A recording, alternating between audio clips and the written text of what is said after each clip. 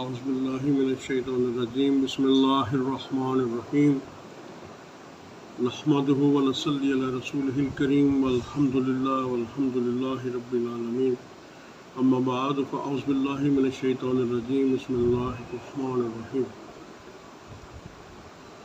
سنن ابو داؤد میں حضرت ابو ہریرہ رضی اللہ تعالی عنہ سے ایک روایت ہے کہ نجاشی نے کہا کہ میں شہادت دیتا ہوں کہ حضرت صلی اللہ علیہ وسلم بے شک اللہ کے رسول ہیں اور وہی نبی ہیں جن کی بشارت حضرت عیسیٰ علیہ السلام نے دی ہے۔ اس حدیث مبارکہ سے لے کر ہم حضرت نجاشی رضی اللہ تعالی عنہ کا ایک مختصر سا تعارف پیش کرتے ہیں۔ اللہ رب العزت ہماری یہ کاوشیں اپنی بارگاہ میں قبول فرمائے۔ حضرت نجاشی رضی اللہ تعالی عنہ کا نام اسمہ اور آپ کے باپ کا نام البحر اور نجاشی آپ کا شاہی لقب تھا۔ آپ حبشہ کے بادشاہ تھے۔ مسلمانوں پر قریش مکہ کے ظلم و ستم میں آئے روز اضافے کے پیش نظر حضور سرور کائنات صلی اللہ علیہ وآلہ وسلم نے مسلمانوں کو حبشہ کی طرف ہجرت کر جانے کا حکم فرمایا۔ پہلی دفعہ چند افراد نے نبوت کے 5ویں سال حبشہ کی طرف ہجرت کی۔ ان کو حبشہ میں امان ملنے کے بعد یکے بعد دیگرے مسلمان حبشہ کی جانب ہجرت کرتے رہے۔ اسی وقت حبشہ میں اسمہ نجاشی رضی اللہ تعالی عنہ جو کہ بادشاہ تھے، عدل و انصاف اور رحم دلی کے حوالے سے وہ اپنے پورے عالم میں بڑے مشہور اور بڑی شہرت کے حامل تھے۔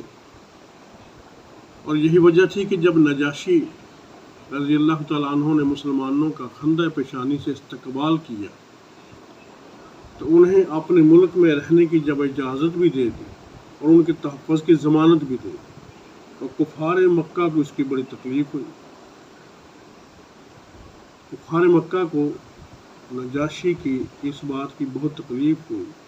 انہوں نے ایک سازش رچی، ایک اسکیم سوچی کہ جو مسلمان وہاں جا کے پناہ لے رہے ہیں کسی طرح سے نجاشی کا ذہن تبدیل کیا جائے اور ان کو ان کے متعلق بتایا جائے، اور وہ اسی ایک بات کو لے کر تو وہ نجاشی کے دربار پہنچے، اور پہنچنے سے پہلے انہوں نے بڑے قیمتی تحائف ہیرے وغیرہ بھی پیش کیے۔ انہوں نے نجاشی کی خدمت میں جب یہ قیمتی تحائف اور ہیرے پیش کیے اور پھر یہ پیش کر کے مسلمانوں کی مخالفت کی، اکسانے کی پوری کوشش کی، نجاشی کے کان بھرنے کی پوری کوشش کی، انہوں نے حبشہ پہنچ کر تمام درباریوں کو تحائف پیش کیے اور اپنے مقصد کے لیے راضی کر لیے۔ پھر بادشاہ نجاشی رضی اللہ تعالی عنہ کے دربار میں رسائی حاصل کی اور تحائف پیش کی، اور بادشاہ نجاشی رضی اللہ تعالیٰ عنہ پر اپنا مقصد ظاہر کیا، لیکن بادشاہ نے کہا کہ میں خود ان سے گفتگو کروں گا، اگر وہ لوگ مجرم ثابت ہوئے تو واپس کر دوں، وگرنہ جو میری پناہ میں آ گیا اس پر ظلم روا نہیں رکھا جا سکتا۔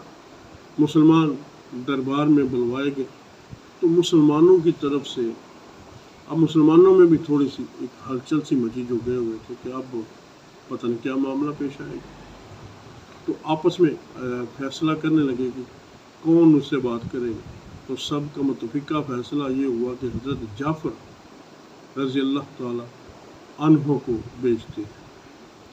جب حضرت نجاشی کے دربار میں حضرت جعفر رضی اللہ تعالی عنہ نے قرآن کا کچھ حصہ پڑھنے کی فرمائش کی، نجاشی کے دربار میں جب حضرت جعفر گئے تو نجاشی نے ان سے جب بات ہوئی تو انہوں نے نجاشی نے کہا کہ قرآن کا کوئی حصہ مجھے بتاؤ، لیکن اس سے پہلے حضرت جعفر نے کچھ باتیں کی، اور وہ باتیں کیا تھیں؟ وہ باتیں یوں تھیں، انہوں نے کہا کہ اے بادشاہ کہ ہم ظلمت میں گرے ہوئے تھے، ہم جہالت میں گرے ہوئے تھے، ہم اپنی بچیوں کو زندہ گاڑ دیتے تھے، ہمارے ہاں عورت کی کوئی وقت، کوئی عزت نہ تھی، جھوٹ بولنا، لڑائی جھگڑے کرنا، نسل در نسل قتل و غارت کرنا، یہ ہمارے خون میں رچی ہوئی تھی۔ ایسے میں ایک شخص نے آ کے نبوت کا دعویٰ کیا، کہا میں اللہ کا رسول ہوں، اور اس نے کہا کہ میرے اوپر اللہ کا قرآن ہے۔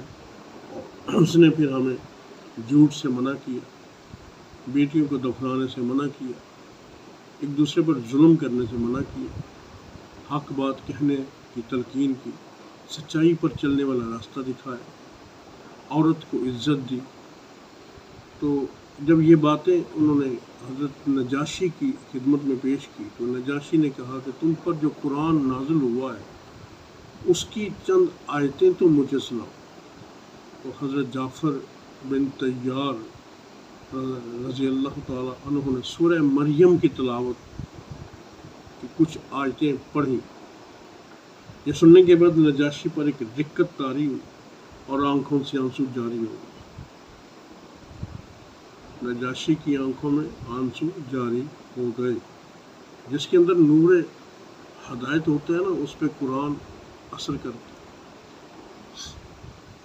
رو پڑا اور اس قدر رویا کہ اس کی داڑھی آنسوں سے تر ہو۔ پھر نجاشی رضی اللہ تعالیٰ عنہ نے کہا کہ بے شک یہ کلام اور وہ کلام جو عیسیٰ علیہ السلام لائے تھے ایک ہی طاق سے نکلی ہوئی روشنی ہے، ایک ہی چراغ کی روشنی ہے۔ نجاشی رضی اللہ تعالیٰ عنہ نے کفار مکہ کے وفد کو کھرا جواب دیا اور مسلمانوں کو ان کے حوالے نہ کیا، مسلمانوں کو ان کے حوالے نہ کیا۔ دوسرے ہی دن وفد نے دربار میں پہنچ کر بادشاہ سے کہا کہ مسلمان حضرت عیسیٰ علیہ السلام کے متعلق کچھ غلط عقیدہ بھی رکھتے ہیں۔ جب ان کو بادشاہ نے مسلمانوں کے حق میں فیصلہ دے دیا نا، اب انہوں نے اکٹھے بیٹھ کے پھر صلاح کی کہ اب وہ عیسیٰ علیہ السلام کے بارے میں جو کہتے ہیں نا وہ بھی کہا جائے، کیونکہ نجاشی عیسائی تھا، تو اس کو ہم عیسیٰ علیہ السلام کے بارے میں کچھ کوشش کرتے ہیں ورگلانے کی، تاکہ شاید ہم اس سازش میں کامیاب ہو جائیں۔ تو انہوں نے اس وقت میں دوبارہ دربار میں پہنچ کر بادشاہ سے کہا کہ مسلمان حضرت عیسیٰ علیہ السلام کے متعلق غلیظ عقیدہ رکھتے ہیں۔ مسلمان پھر دربار میں دوبارہ بلوائے گئے۔ حضرت نجاشی رضی اللہ تعالیٰ عنہ نے کہا کہ عیسیٰ ابن مریم علیہ السلام کے متعلق تم لوگ کیا کہتے ہو؟ تو حضرت جعفر رضی اللہ تعالیٰ عنہ پھر کھڑے ہوئے تو آپ نے وہاں فرمایا کہ ہم ان کے متعلق وہی کہتے ہیں جو ہمارے نبی صلی اللہ علیہ وسلم ہمارے پاس لائے ہیں، وہ اللہ کے بندے اور رسول ہیں۔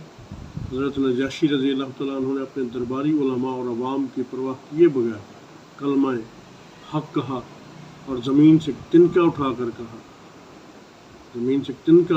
واللہ جو کچھ تم نے کہا اس تنکے کے برابر بھی حضرت عیسیٰ ابن مریم اس سے زیادہ نہیں ہے۔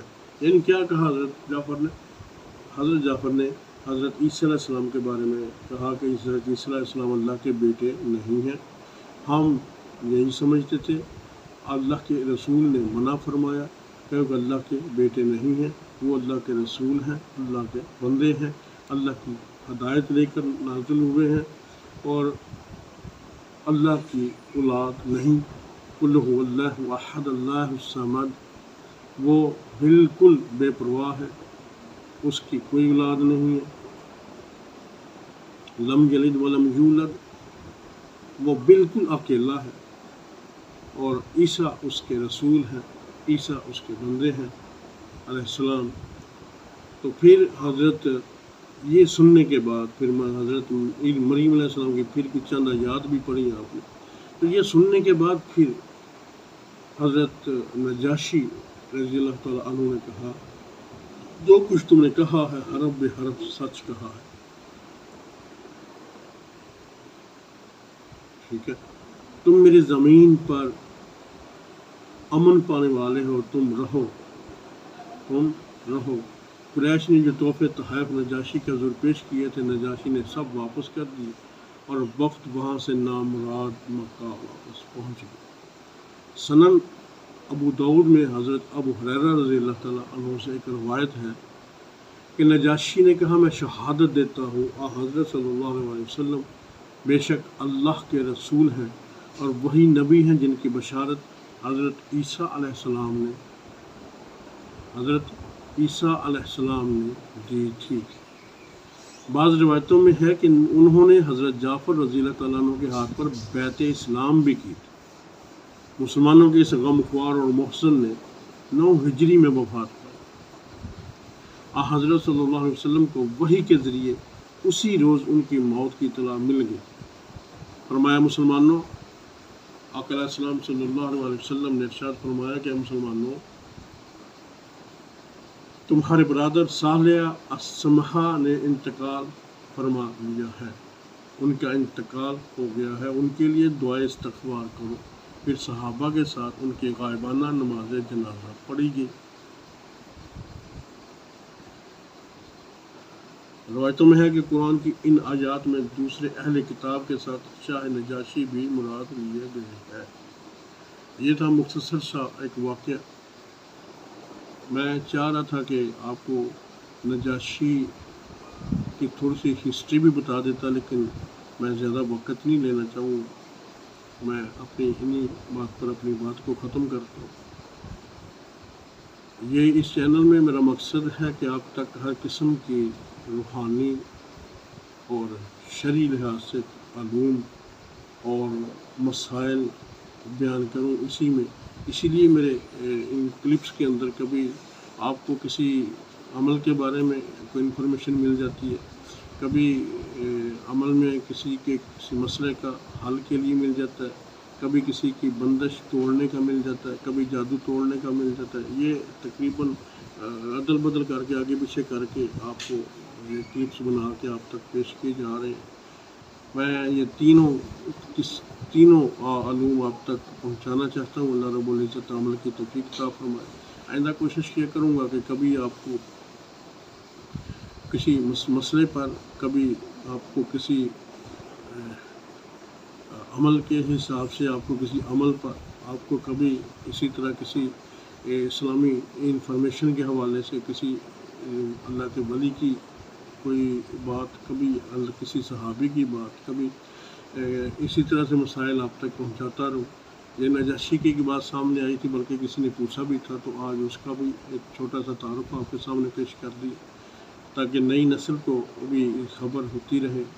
اللہ رب العزت عمل کی توفیق عطا فرمائے۔ وآخر دعوانا ان الحمدللہ رب العالمین۔ آئندہ میرا اللہ نے چاہا تو انشاءاللہ العزیز آپ کو رزق کے حوالے سے اگلی کوئی بات پیش کروں گا، کیونکہ آج کل رزق کی تنگی کے بڑے مسائل سامنے آ رہے ہیں، تو رزق کے حوالے سے آپ سے کچھ بات ہوگی آئندہ، اللہ نے چاہا تو۔ اللہ آپ کا، میرا، ہم سب کا حامی ناصر ہو۔